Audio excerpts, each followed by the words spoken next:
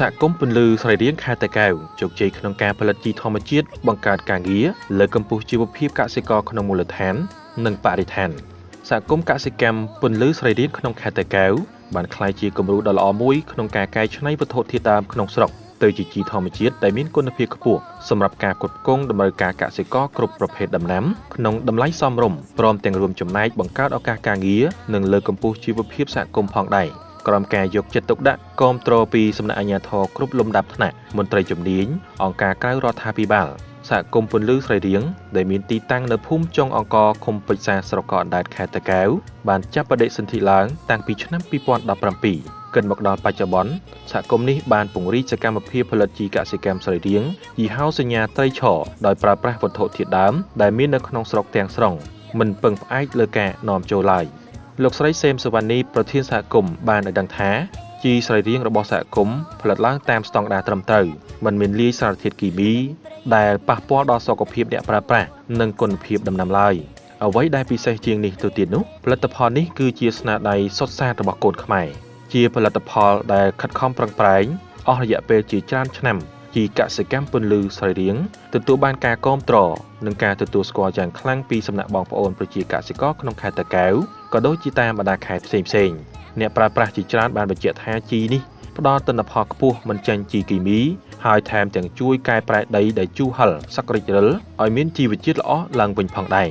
សហគមន៍ខ្ញុំចាប់ផ្ដើមពីឆ្នាំ2017ចាថ្ងៃទី20ខែ7 2017ចាដែលយើងទទួលបានវិញ្ញាបនបត្រតាមការពិតវត្ថុធាតុដើមនៃការផលិតជីស្រែរៀងនេះគឺជានៅក្នុងស្រុកយើងតែម្ដងខ្ញុំក៏លេចមើលទៅឃើញថាវត្ថុធាតុដើមសម្បូរក៏ប៉ុន្តែនៅក្នុងប្រទេសរបស់យើងគឺมันមានគេហៅថាការចាប់អារម្មណ៍ទៅតែខ្ញុំចាប់អារម្មណ៍មកហ្នឹងគឺដូចជាពីមុនកសិករគាត់អត់ស្គាល់ទេជីស្រែរៀង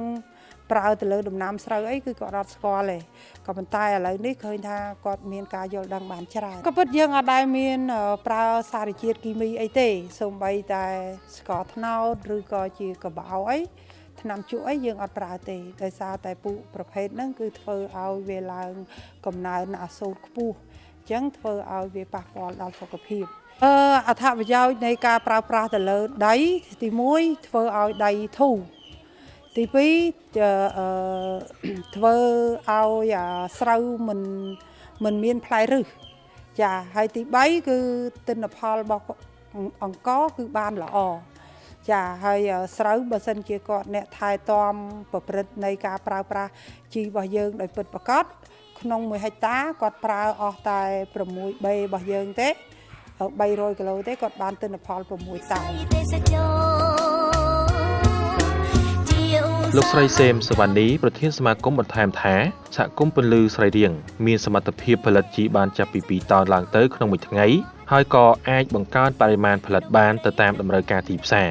ភាពជោគជ័យនេះមិនត្រឹមតែជួយដល់កសិករឲ្យមានជីវភាពល្អប្រសើរប៉ុណ្ណោះទេថែមទាំងបង្កើតការងារជូនបងប្អូនប្រជាពលរដ្ឋនៅក្នុងសហគមន៍ឲ្យមានប្រាក់កម្រៃសមរម្យផងដែរតាមការពិតយើងមានកម្មករ12នាក់ចាហើយយើងជូនជាកម្រៃរបស់គាត់អ្នកដែលជាស្ត្រីធ្វើការធម្មតាយើងបានមួយថ្ងៃ30000ចាហើយយើងមានអាហារមានកាហ្វេឬក៏នំអីផ្សេងទៀតចាហើយបើអ្នកកាន់ម៉ាស៊ីនក្នុងមួយថ្ងៃ50000ចាយើងគិតមិនអាចគិតជាខែបានទេព្រោះយើងគិតពេលណាដែលយើងធ្វើព្រោះធម្មតាសហគមន៍មានទុនវិតិចអញ្ចឹងពេលមានទុនយើងធ្វើពេលដែលលក់អស់យើងបានលុយមកយើងទូទាត់ឲ្យគាត់ហើយអស់គាត់ត្រូវតែមកជួយធ្វើយើងបន្តទៀតតាមក៏ពិតបើសិនជាយើងផលិតកាលពីម៉ាស៊ីនខ្ញុំចាស់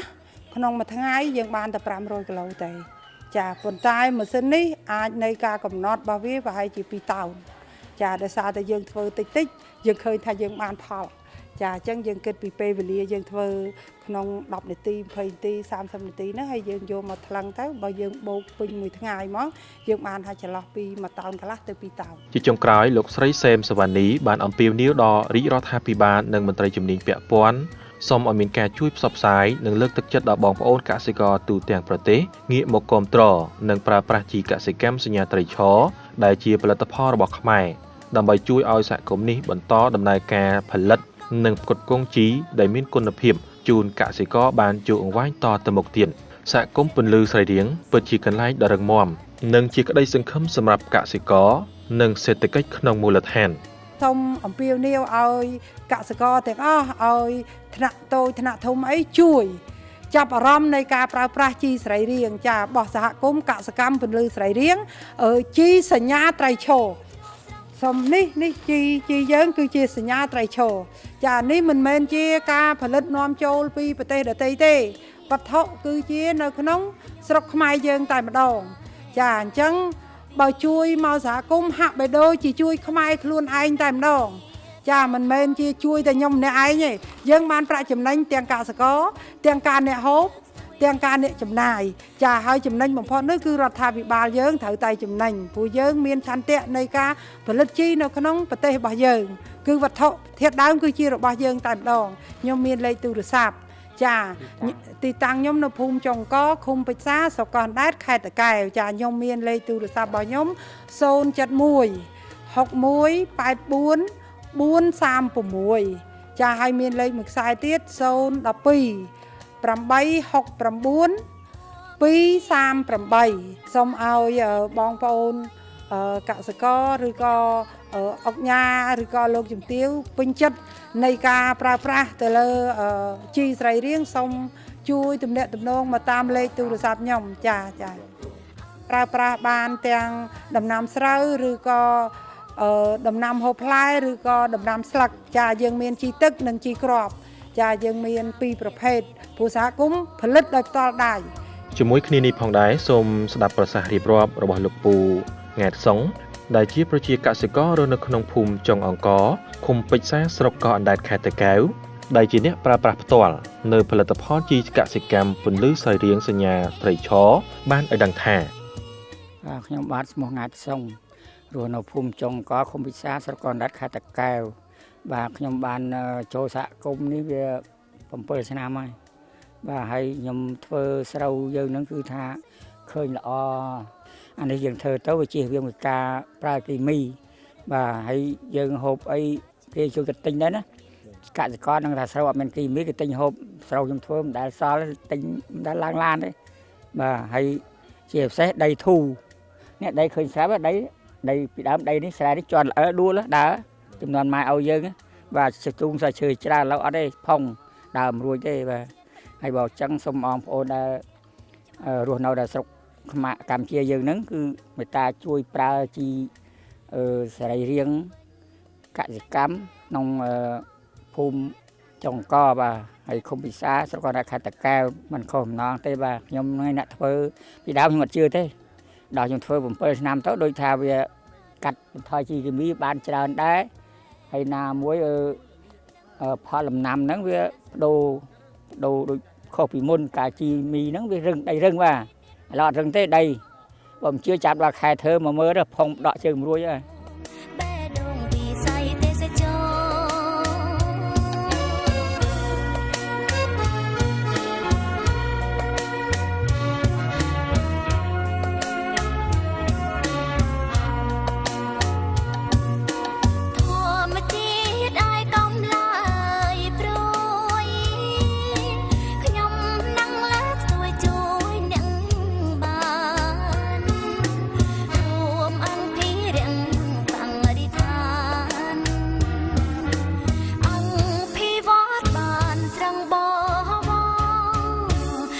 សាងបា